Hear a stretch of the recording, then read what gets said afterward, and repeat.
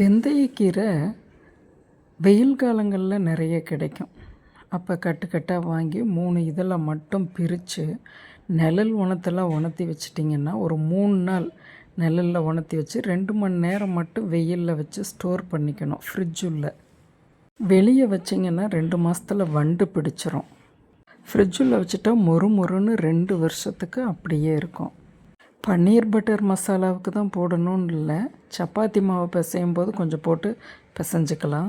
சென்னா மசாலா, ஆலு மசாலா, உருளைக்கிழங்கு மசாலா, உருளைக்கிழங்கு காரக்கறி எல்லாத்துக்குமே நம்ம கடைசியாக போடலாம்.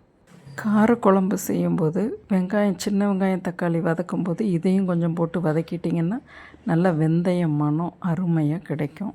வாங்கும்போது நிறையா இருக்கும், ஆனால் காஞ்சி வந்ததுக்கப்புறம் இவ்வளோ கம்மியாக தான் இருக்கும். 6 கட்டு வெந்தயக்கீரை எனக்கு இவ்வளவு தான் வந்திருக்கு. நார் சத்து அதிகமாக இருக்கிறதால உங்களோட க்ரியேட்டிவிட்டிக்கு நிறைய சேர்த்துக்கலாம் சமையலில்.